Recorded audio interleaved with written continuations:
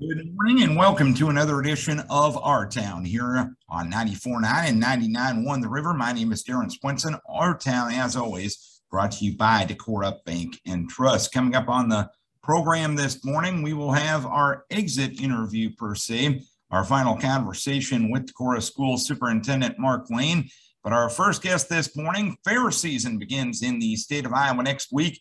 One of the first ones year in and year out is the mighty Howard County Fair, and we'll chat with Tom Barnes of the mighty Howard County Fair. That will open up our Town presentation this morning on 94.9 and 99.1 The River, brought to you by Decorah Bank and Trust. Fair season will begin next week with the mighty Howard County Fair in Cresco, and Tom Barnes is with us from the mighty Howard County Fair. And Tom, always a fun time of year, and as you get ready for the fair next week, I know you've been around this business for quite some time. Is it a little less stressful knowing the fact that those external factors are a little less as compared to the last couple of years, or does that adrenaline and excitement kind of override anything at this time of year? Well, working up to the fair this year, of course, we don't have to worry about the pandemic as much. That's significantly gone past us, which we're thankful for. But there's still issues that you got to focus on. And, you know, our number one goal, of course, at the fair is public safety and safety of our fair goers and our exhibitors. So there's always still some things behind the scenes that we got to kind of take care of. And, you know, E. coli, transmission of diseases, everything. You know, anymore with our livestock, we're seeing some things sprouting up around. You know, we almost didn't have a poultry show this year because of the avian flu outbreak, but thank God that has subsided in Iowa. But once you hit, you know, as you know, your family's been in the fair business too. A few weeks heading up to the fair is anxious, stressful. When you hit fair week, you're almost somewhat coasting, but you still have to be flexible to adjust to conditions as they come up. It's here, almost. It'll be here next week before we know it. You brought up the poultry show getting re-added. I know the ban on poultry displays was lifted last week by the Iowa State Department of Agriculture. How touch and go was the poultry show up until really recently? I got to give a lot of credit to Sue at our extension office. They had an alternate plan in place to still do a learning type session with the poultry kids and still have the judge come and work on the product or knowledge of raising poultry and how they feed our families and things. So we were ready in place that would happen. But thankfully we can go back to what we normally do and let the kids enjoy it as they're used to, is actually bringing their animals. So we're good to go. I know there's a lot of fairs that were concerned, as we should have been, because in 2015, if you remember, they were banned entirely throughout the state. So I think fairs are a little more prepared this year from what I've been hearing. If there was going to be no poultry show, they're going to do something similar to keeping some sort of poultry event at their fairs. But it's going to be live this year, which we're really thankful for. Is that something that all fairs and all exhibitions have kind of learned to adapt and deal with over the years in your mind?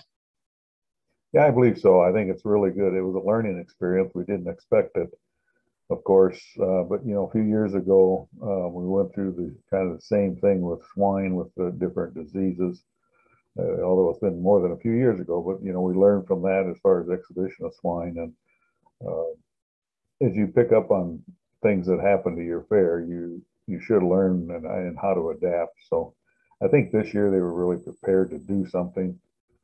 Which is good. You know, it's we still have to do something for our kids and for our community. So things are in place. And of course, part of the fair every year is the entertainment. And from what I understand, the fair buttons are going to be a part of the admission to the grandstand event. So once again this year, is that correct?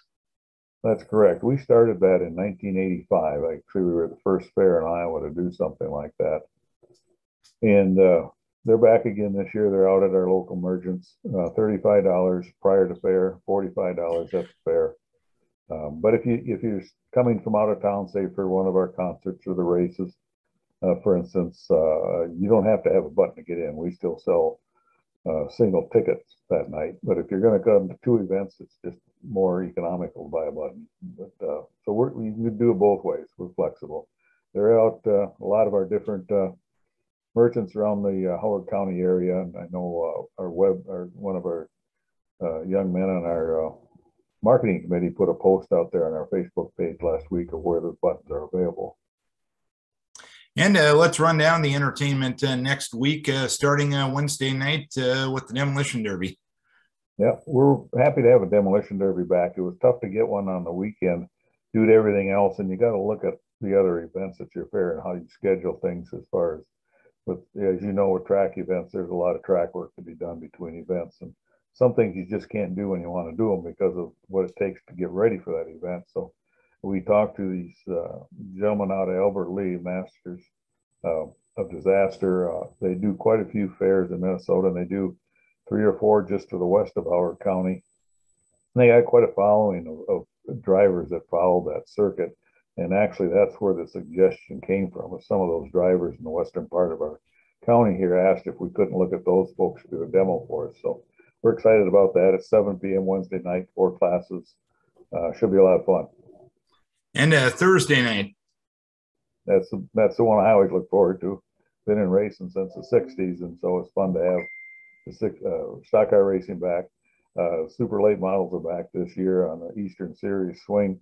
That was a good show last year. We're glad we finally got a race in after 4 years, but that was a great show. They're coming back. Of course, we're running our 3 classes that we support locally is the USRA Hobbies, USRA Stocks, and the USRA B Mods. National points for those guys. And we added another class this year from out by Albert Lee, past Albert Lee, Jackson, Minnesota. There's a new group. They have a sprint car series, and there's people that are in racing know the name Johnny Parsons. Well, Johnny Parsons III, who, you know, the Parsons family of Indy fame and sprint car racing, he's formed a new series called the Renegade, and he's trying to get it going this year. He's got a lot of interest in it. They're starting this year with a full program, and so it's wingless sprints. They're a very cost-effective sprint. They have a motor much like a B mod instead of the alcohol-based motor, and some other things that they limit them. So it's very cost-effective for these guys. And we invited them to come out and do a program with us. It won't be a big show with them guys because of Thursday night. It's hard for some of them guys to travel, and especially when you're looking at $5 fuel. I can totally understand that. You know, some of them might say, well, from Cresco to Jackson's quite a haul or whatever, or Owatonna, but he called me last night and he's looking at 6 to 8 cars probably, hopefully a couple more if they can get the things done in time. And I said, that's all I expected, you know, with a new series. And it's just more or less to help them promote their show too. But that's a pretty neat program. And I like to try different things like that in Cresco. And so I think fans will get a kick out of it. You know, for many years we run the Outlaws on Labor Day Sunday, and that was always a big show for us. So it's nice to bring some sprint cars back on the track. And of course, Friday night, your ever popular Party in the Pit. Party in the Pit #1. That's Little Texas. Really looking forward to this group Grammy winning Little Texas. A lot of great songs that they had. Great guys to work with. That'll be starting at 8 o'clock. Opening up for them will be Matt Hoss Jackson, one of our perennial favorites here at Howard County Fair. Good bunch of guys to work with too. And then we roll into Party in the Pit Night 2 on Saturday night, of course, with Tracy Byrd, multi-winner in country music. A lot of great songs that Tracy came out with. And he took off touring here a few years ago for several years to raise his family. And he decided to get back into it last year with much success. His tour last year was phenomenal. He's got another tour this year going, and we're really picking up a lot of positive feedback on that concert, and Little Texas too. But Tracy's going to put on a great show, and opening up for him with Stephen Bakley and the Flatlanders, a good group out of Missouri that really gets you going, and a good bunch of guys to work with. And there's just that loyalty to the guys that kind of made their mark in country music in the 90s and the early 2000s. Those are the type of guys that kind of really resonate with your fairgoers year in and year out. Is that fair to say? I would say that's very fair to say. You know, for Trent, for a while there, we were in a lot of fairs around us. We're looking at the newer country entertainment, and which is fine. It draws a younger crowd. But we had a lot of people saying, you know, the traditional country is what county fairs are built on, and what is very popular. So you're looking at another generation up that's really excited about having that type of music genre at our fair. And you see some fairs now, they're going back to the seasoned, I call them seasoned country entertainers. They know how to entertain. They just don't stand up and sing. They entertain. And there's two different ways to look at a show. And I look at an act that'll entertain, not just stand up and sing. And both these guys, these groups at our fair are going to do that.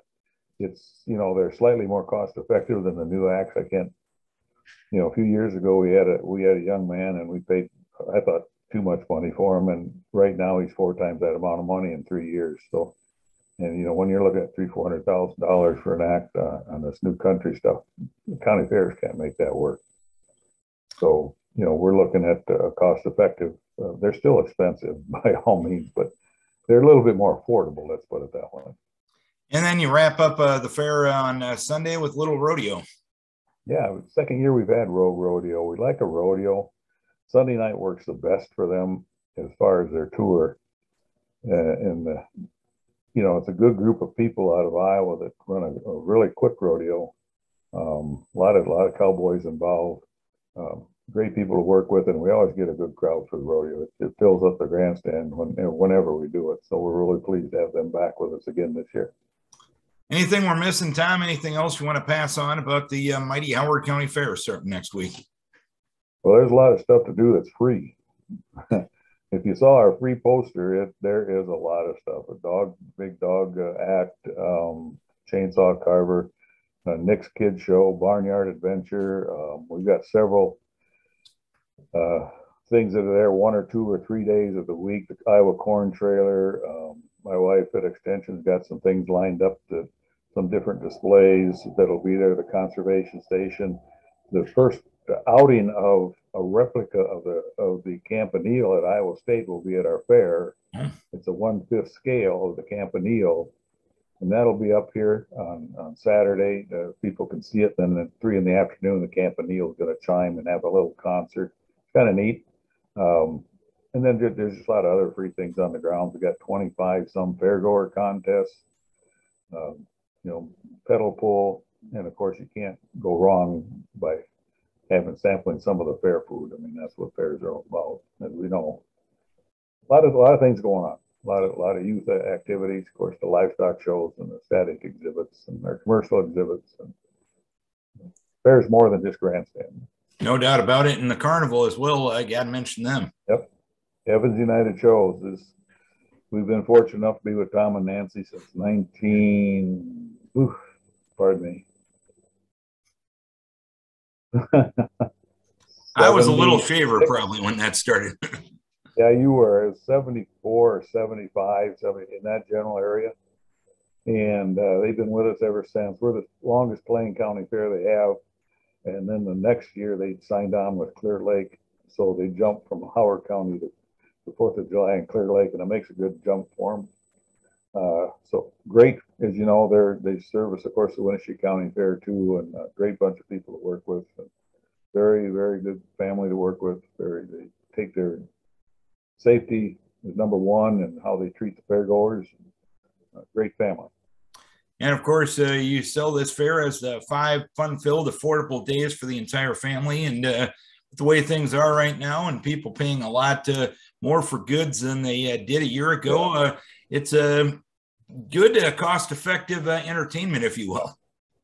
And our vendors are trying to keep it that way. You know, it's, as you know, what's happening in this world with inflation and especially prices. It's, you know, you're not going to see a $3 sandwich, unfortunately, but, you know, the vendors are trying to keep their prices as low as they possibly can and still make a buck.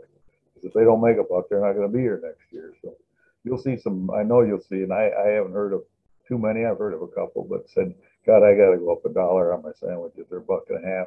I totally get it. I mean, it's just the way it is. But it's still, you know, you're supporting people that support your community. So it's still a good deal.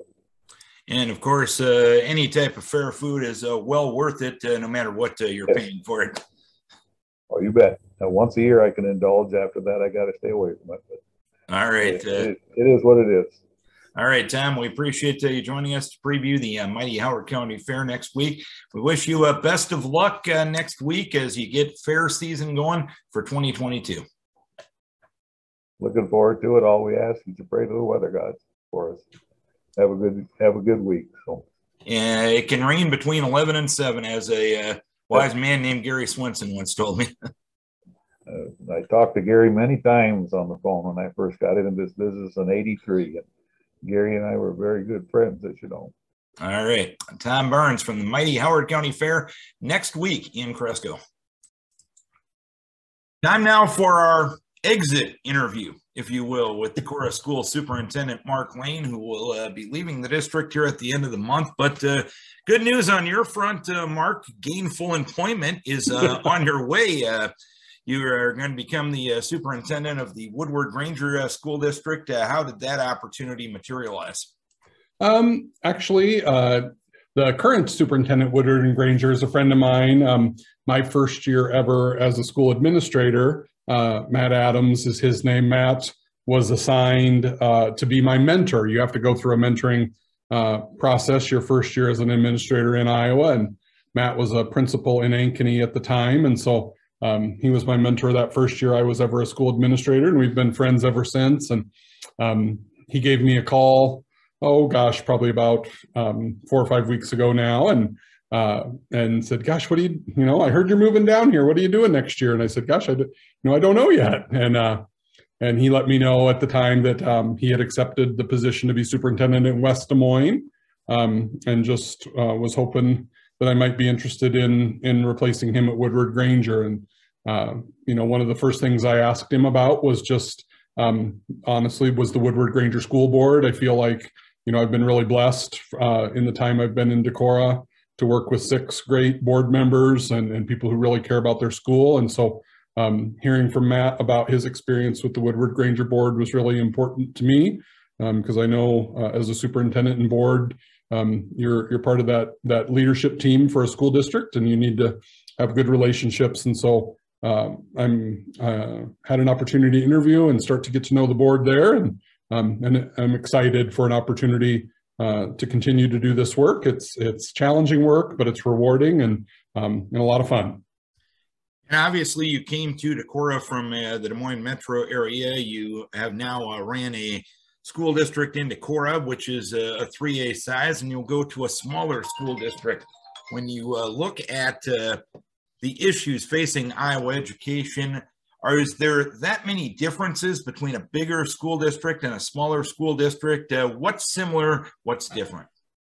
Yeah, I think that a lot of the issues facing Iowa schools are very similar.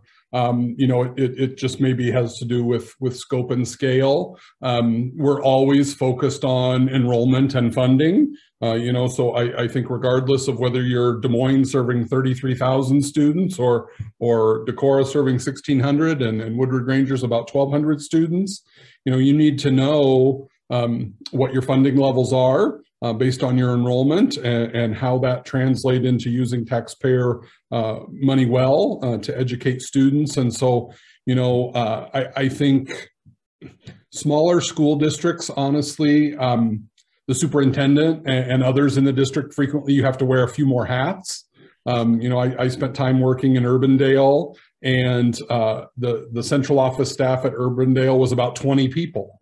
Here in Decorah, there's about 5 of us here. And so those hats that we wear, I think you have less specialized and focused work, but the demands are very similar regardless of size. And I think we all face some of the same challenges as the years go by. And when you look at your time in Decorah, it's definitely been a unique time in world history when you get down to it, and definitely education history. What are you most proud of? I guess 2 things. One, I'm really proud of, there's not a single year that I was here in Decorah that wasn't impacted by COVID. And every single year, I feel like we've really maintained a focus on learning and on student experience. We can look back over the last 3 years and we can say that we didn't see a decline in student achievement. We continue to have high levels of student achievement. And in some cases, when we look at our learning results over the last couple of years, we can say, we've improved results and improved learning results for students, even in the face of COVID. And I think not all school districts are able to say that. So, you hear about learning loss or you hear about these learning gaps for students. I'm really proud of our teachers and our students for remaining focused on learning, remaining focused on providing good opportunities for students to prepare themselves for their future.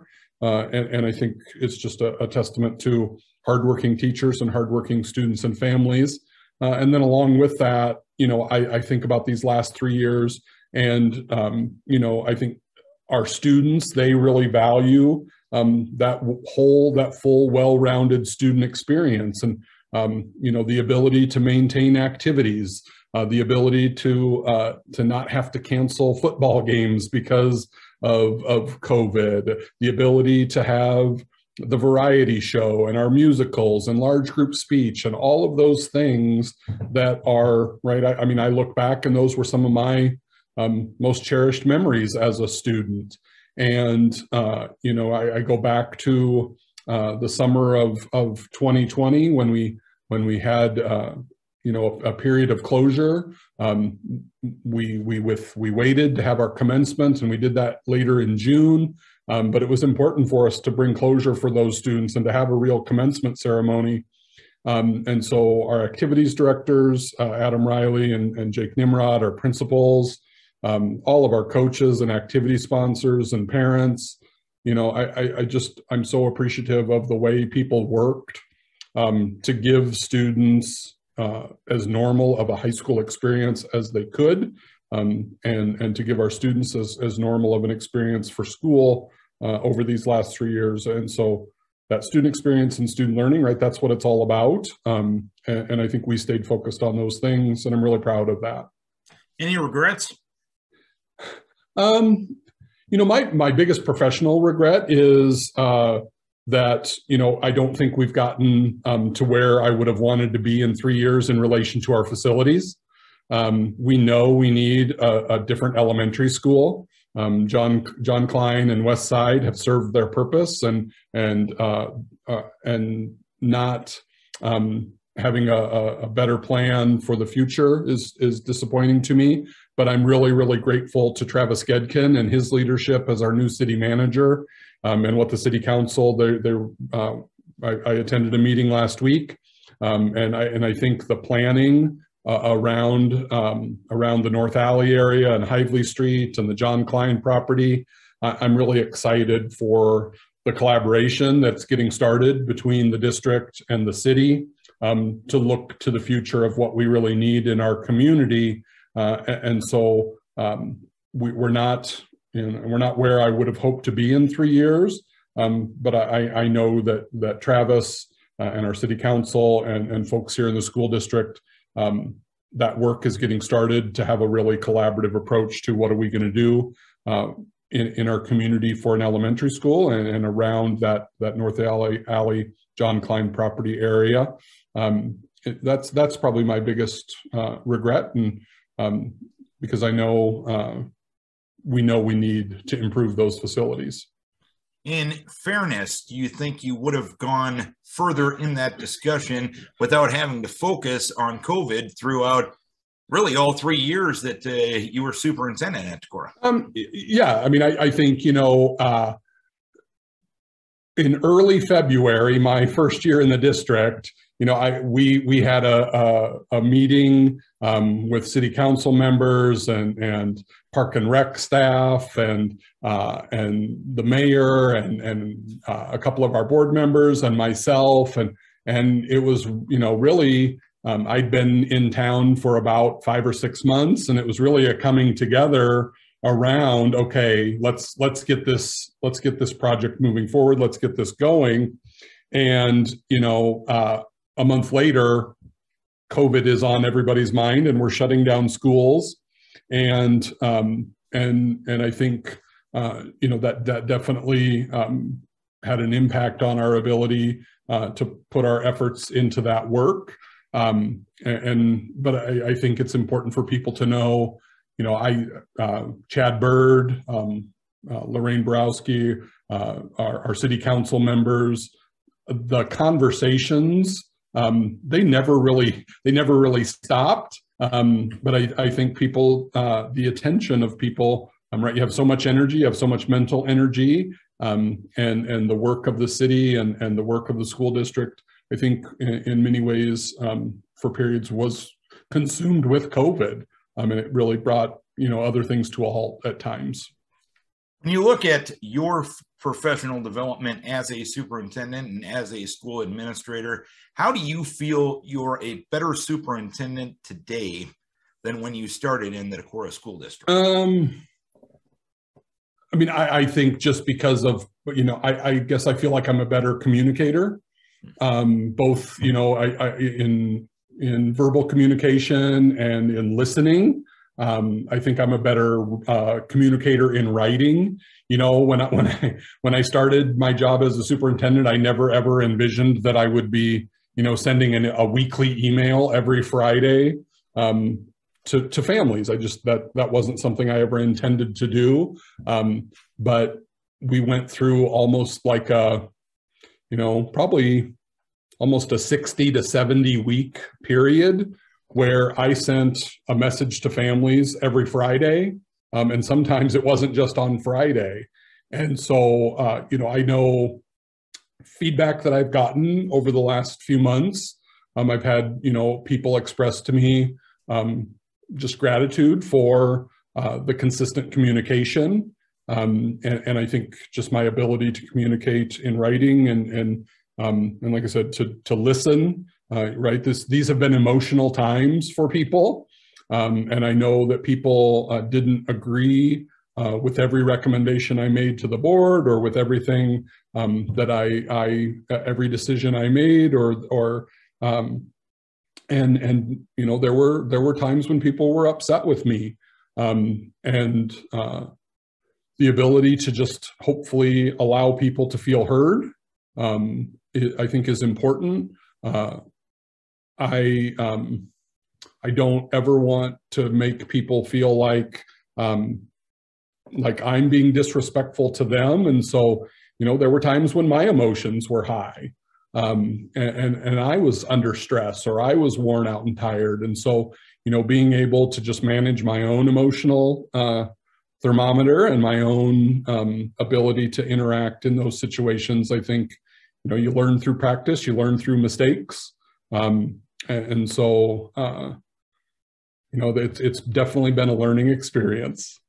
Well, and you bring up, I think, an interesting point that probably gets lost with where we are in today's society, the ability to communicate with people that disagree with you.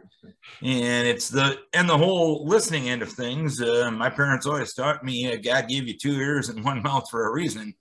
And those two things, just how important are they just in a leadership position like yours, or really any leadership position?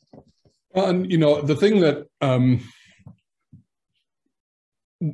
one of the early in my career, I decided that I wanted to spend time working as a school counselor. And so I went back to school.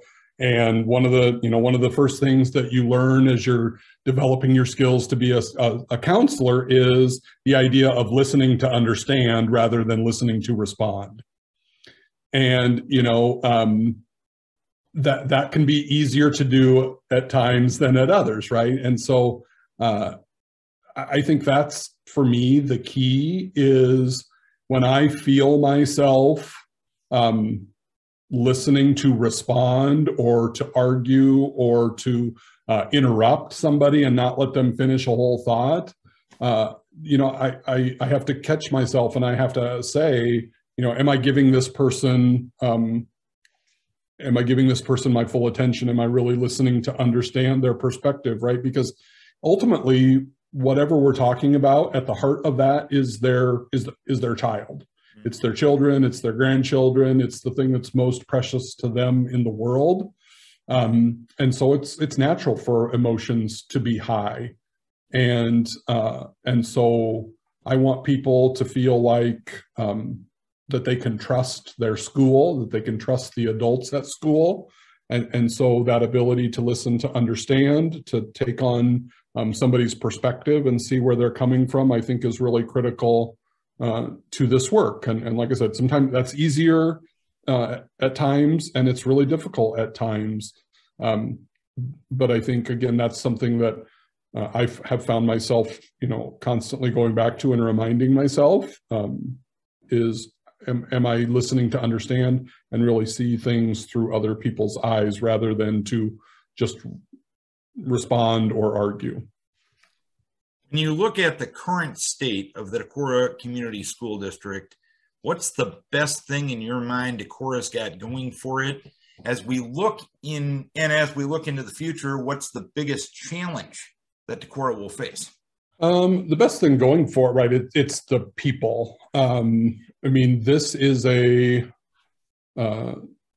a system where stakeholders care deeply about what happens. Our staff are committed to their school district, and they're committed to student learning. Our students are dedicated and are hardworking, and they embrace challenge, and they embrace failure, and they're willing to put in the hard work, and they're willing to come and be learners. And our community and our families, they support their school, and they support the students and staff of their school. And so I think it's just that deep commitment and that deep stakeholder commitment. And I think the challenges that Decorah faces, they're not uncommon in our state. We've had to make tough decisions in the last couple of years because of declining enrollment, and so we've tried to lay out a vision and a plan for the school board where we can look 5 years ahead and say, what are things that we can do incrementally along the way, so that 5 years from now we're not in a panicked situation where we're not financially healthy. And so I'm proud of our board, and I'm thankful for working with Kathy Dietzenbach, our business manager, that we do build that 5-year plan. I was actually eating lunch today with Dr. Cronin and then with Ron Fodness, our board president, and those are the kinds of things that we're talking about, are what are those long-term visions and those long-term plans that allow us to remain a financially healthy and successful school district. And I think fundamentally, and at the root of things, that's really key work for the board and the superintendent.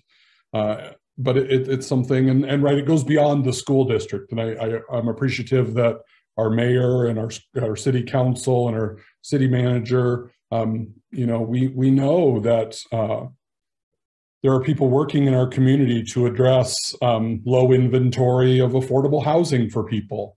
We know there are people in our community working to address a low supply of available daycare spots for children. And so, I think those challenges are observed and they're seen by people in our community, and people are working to address that. And so, my hope is that that through that work, Decorah will remain just the vibrant community that it is, and that the school district benefits from that, and then the community benefits back from a great school district. And one final question for you, Mark, as our interviews are coming to a close today. I'll just give you an open forum. Any final message, at least in this forum, that you want to send off to the Decorah community? My final message would just be saying thank you to people. This has been an incredibly rewarding experience. And it's a bittersweet change in my life and my family's life. We felt really lucky to spend 3 years here in Decorah. I think under different circumstances, our time here would be longer. But our ability to live close to family is really critical to us right now as a family. And so honestly, drove a final U-Haul load of stuff down to our new house on Friday and spent the weekend moving stuff in, and then got up early and drove back to Decorah this morning. We'll be here today and have a board meeting tonight, my last board meeting with our board, and taking a little vacation time, and then I'll be back the last week of June to wrap things up and transition to Dr. Cronin. But it's just been 3 great years of work and community, and so I would just say thank you very much to everybody for the opportunity to be here. Will you come back here as a tourist? Absolutely. I was out a couple weeks ago out at Luna Valley, and Maren and Tom have become friends. And I told them I look forward to coming up and doing some fishing and eating some pizza in the future, and maybe doing a little glamping. And so it will definitely be a place where Carla and I and our family will want to come back and visit. And experience some of the great things that we were able to do while we were here. All right, Mark. Well, we appreciate you joining us every month, and even sometimes more than that during certain times during your tenure, because there was a lot of messages that the school district got out, needed to get out, and hopefully we were a fine conduit for you guys to do that. We thank you for taking the time, and I certainly appreciate your willingness to have these candid conversations month in and month out, and I appreciate it, and I wish you nothing but the best, and your family nothing but the best moving forward. Thank you, Darren. It's been a pleasure, and have fun at the baseball tournament tomorrow. Enjoy. Mark Lane, Decorah Schools Superintendent. Thank you to our guest on the program this morning, Tom Barnes from the mighty Howard County Fair in Cresco. Don't forget to join them in Cresco next week. Join all of the area folks for the fairs and town celebrations that will be getting underway in earnest here this week. And we wish them best of luck next week. And we also want to thank Mark Lane for not only joining us this morning, but joining us over the past 3 years. He's been superintendent at Decorah. He's joined us on a monthly basis, and sometimes more than a monthly basis. We appreciate his willingness to share what's going on in the Decorah Community School District, and we wish the best for him and his family moving forward. Don't forget, we put these shows on YouTube each and every week. We realize that you got a busy schedule. You can't always be by a streaming device or a radio at 9 o'clock on a Thursday morning. So we want to bring you this content, this information, the interesting people we talk to on a week in and week out basis on your schedule. So you can just go to YouTube, search 6/16 Our Town program. That's a good way to get it. And we also put the links up on all of our LA Communication Facebook pages as well. Thanks to our guests, Tom Barnes and Mark Lane. Thanks to our sponsor, Decorah Bank and Trust. And thanks to you for tuning in, for logging on, or for watching Our Town. You're on 94.9 and 99.1 at The River.